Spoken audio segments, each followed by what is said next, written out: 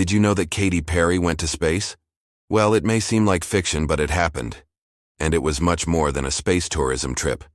She sang in zero gravity, came back alive, and there was even something from Brazil in that rocket. Let's understand everything that happened in this crazy story, including Jeff Bezos, Blue Origin, and even corn in space. Yes, singer Katy Perry went to space, and it wasn't alone. She participated in a flight from Blue Origin, Jeff Bezos' company. And the most curious thing, it was the first mission with an all-female crew. Among the passengers were Lauren Sanchez, fiancée of Jeff Bezos himself, journalist Gayle King from CBS, scientist Aisha Bowe, bioastronaut Amanda Nguyen, film producer Carrie Ann Flynn, and of course Katy Perry, who even sang in space. She let out a "what a wonderful world" as she floated up there. Curious detail, no one bought a ticket. It's not like I go to the website and buy a ticket. Everyone was invited, including Katy, who didn't pay. It was a great media and promotional event for Blue Origin, and it worked. You may be thinking, but why take celebrities to space? Simple, it makes money.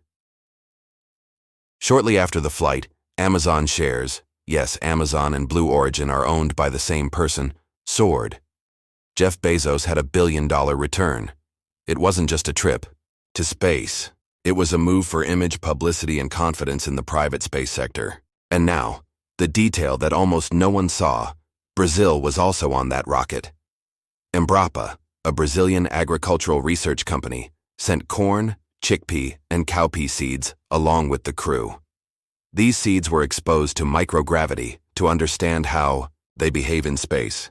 The idea is to use this in the future in missions from NASA and Blue Origin itself. And yes, this is related to the Artemis program, which aims to take humans back to the moon.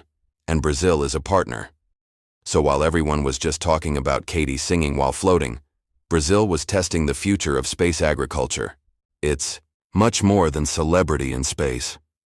It's about what this flight represents: the normalization of private space flights, the use of public figures to validate billion-dollar projects, and the subtle presence of scientific tests with real impact, such as space agriculture. And of course, the question that no one asks: why has NASA never made so much noise about missions like this? Why didn't the Brazilian experiment gain prominence in the media? Perhaps it would be more interesting to show a Popstar floating than to talk about plant genetics in microgravity. Katy returned, kissed the ground as if she had returned from the war, and everything continued. But this mission may have been just the first of many other actions disguised as promotional events, when in fact the focus is there behind the scenes, on research, on technology, on invisible tests. What if every rocket that goes up with a celebrity also carries a little piece of humanity's future hidden inside? If you thought Katy was just singing in space, think again. Meanwhile, Brazil was sending corn into space, and nobody said anything. Subscribe to the channel, because the next mission could have something much stranger, and you won't want to miss it.